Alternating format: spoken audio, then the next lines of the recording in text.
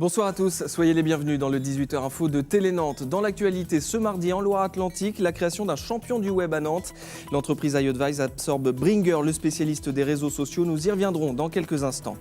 RPI de la Loire s'est doté d'outils plus performants. L'organisme peut désormais prévoir avec précision les évolutions de la pollution de l'air dans la région.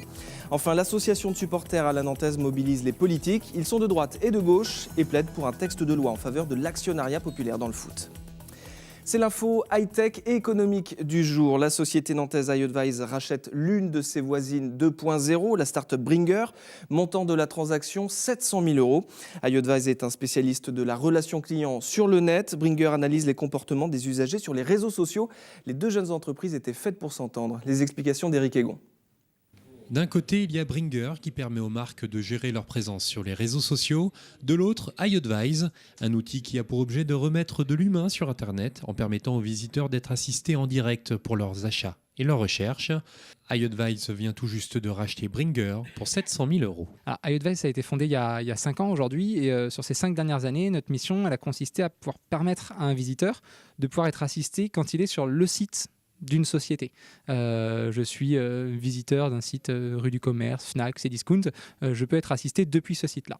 En réalisant l'acquisition de Bringr, on va désormais pouvoir proposer à ce type de société-là de pouvoir assister ou engager la discussion avec des internautes en dehors de leur site internet. C'est une vraie complémentarité entre les deux offres. On travaille maintenant tous ensemble à l'union un peu de nos deux produits. Alors à terme, ça n'aura pas trop de sens de garder les deux marques parce que les marques correspondaient chacune à un produit et puis on va retrouver les fonctionnalités de Bringr dans iAdvise. Donc à terme, sans doute que la marque Bringr disparaîtra au profit de celle d'iAdvise. En 2014, iAdvise a réalisé 4,5 millions € de chiffre d'affaires. L'objectif 2015 est de 7 millions €. Une start-up nantaise ambitieuse qui, depuis ses débuts il y a 5 ans, croît son chiffre d'affaires de 100% chaque année. L'ambition d'iAdvise, elle est de devenir leader européen à très court terme. Elle est d'aller chercher 7 millions € cette année en chiffre d'affaires. Donc forcément, il est important d'être ambitieux, notamment d'être ambitieux d'un point de vue RH. iAdvise recrute en moyenne 5 nouveaux collaborateurs par mois et compte aujourd'hui une centaine de salariés. Il est un peu la sentinelle de la qualité de l'air dans notre région. RPI de la Loire surveille de très près la pollution. Dans son collimateur, notamment les particules fines rejetées par nos véhicules. L'organisme régional vient de changer de locaux, mais également de méthode de travail. Avec des outils plus performants, désormais, ces spécialistes peuvent prévoir la pollution. Les précisions d'Anne Judic. Situé au nord de Nantes, le nouveau site rassemble les 25 salariés, autrefois répartis sur 2 établissements. Ici, on analyse l'air capté par les 30 stations fixes et les 3 mobiles comme celle-ci. On récolte les échantillons d'air en toiture. Ils sont amenés grâce à des lignes téflonnées jusqu'à chaque analyseur. Ces mesures sont ensuite enregistrées sur notre station d'acquisition qui va nous transmettre ces dernières tous les quarts d'heure, 24 heures sur 24 et 7 jours sur 7. Jusqu'à fin février dernier, les bulletins émis par RPI de la Loire ne concernaient que la journée en cours. Désormais, ils donnent les prévisions du lendemain grâce à la modélisation. À partir de modèles, de conditions météorologiques, d'émissions et d'équations mathématiques, on va calculer les concentrations dans l'atmosphère. Prévoir une pollution la veille, c'est rendre désormais possible la mise en place de mesures restrictives, mais pas aussi contraignantes qu'à Paris ou dans le Rhône, 2 régions bien plus sensibles à la pollution que la nôtre. C'est plutôt de limiter les vitesses, c'est d'empêcher les brûlages et c'est d'accompagner plutôt l'utilisation de transport public. L'an passé, seulement 2 jours d'alerte ont été identifiés. C'est le niveau maximum de pollution. Mais dès le premier niveau, des bulletins d'information sont émis. Chaque citoyen peut demander à les recevoir sur www.rpl.org. Le patient nantais qui avait été greffé du cœur est décédé samedi dernier. L'annonce a été faite par la société française Carmat qui pilote cette opération. L'homme de 69 ans avait reçu un cœur artificiel le 5 août 2014. Il a vécu près de 9 mois avec cette prothèse. Avant d'être transféré au CHU de Nantes vendredi dernier, il souffrait alors d'une insuffisance circulatoire. Après l'expulsion de 2 campements de familles roms la semaine dernière, les associations en appellent à Nantes Métropole. Elles exigent des solutions pour l'accueil des Roms dans l'agglomération. Comment la communauté de communes peut-elle agir ? Julien Herpin a rencontré Louis Souchal. Il est le directeur adjoint de Nantes Métropole. Regardez. La métropole, à vrai dire, n'en a pas d'obligation pour accueillir les populations migrantes, comme ça venant de l'Est, donc les Roms. Les villes, par contre, ont 2 obligations. pour toute population présente sur son territoire, c'est 1. Scolarisation des enfants, et 2. Si les personnes le demandent, de les domicilier. Tous les terrains de Nantes ou de Nantes Métropole occupés de manière illégale, l'expulsion a été demandée. D'abord, on ne peut pas tolérer une occupation illégale, quel que soit d'un bâtiment ou d'un terrain. Ça, c'est pas possible. Deuxièmement, on ne peut pas aussi accepter la présence et l'installation de bidonvilles. Et il s'agit effectivement d'aider ces personnes. Quels sont les critères? Alors, ce n'est pas nous qui le faisons. D'abord, c'est une association qui est mandatée par la préfecture pour réaliser des diagnostics lorsqu'il y a expulsion. Et à mon avis, les 2-3 critères principaux, c'est d'abord la présence de feuilles de paye, même temporaires, de 8 jours, 15 jours, 1 mois, etc. Scolarisation effective des enfants, voilà les 2 critères.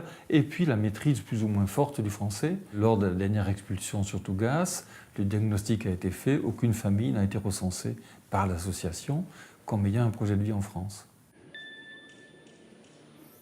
Depuis maintenant 3-4 ans, plusieurs communes comme Indre, La Montagne, Couëron, et Nantes, bien entendu, ont bénéficié de l'aide de Nantes Métropole à l'investissement pour créer des sites d'insertion. Voilà l'aide de la métropole pour l'instant. Mais c'est tout, la métropole n'a pas d'autres compétences que ça. À Nantes, la justice a débouté l'association qui s'opposait à la démolition des salons Mauduit. Forum Nantes Patrimoine avait formulé une requête en référé pour tenter d'obtenir l'annulation du permis de construire, mais le tribunal administratif a rejeté leur demande. Le projet prévoit la destruction des salons puis leur reconstruction à l'identique à quelques mètres de leur emplacement d'origine. Suite à l'avant-match houleux ce dimanche dernier à la Beaujoire, 4 supporters parisiens vont devoir répondre de leurs actes devant la justice. Ils vont être poursuivis devant le tribunal correctionnel pour incitation à la violence. Juste avant le coup d'envoi de la rencontre entre le FC Nantes et le Paris Saint-Germain, une cinquantaine d'ultras parisiens s'étaient introduits en tribune Erdre, provoquant le public nantais.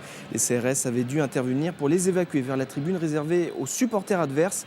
11 personnes avaient été interpellées. Et du côté des supporters, les vrais, cette fois, l'association à la Nantaise fête ses 5 ans d'existence.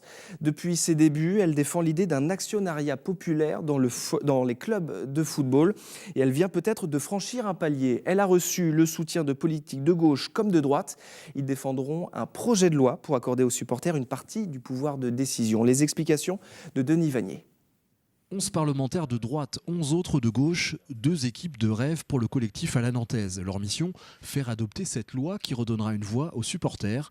Sur le papier, c'est un sujet gagné d'avance qui transcende les partis. Je pense qu'on peut être supporter d'un club en étant de gauche, de droite ou d'ailleurs. Donc ça se retrouve heureusement à l'Assemblée nationale et au Sénat.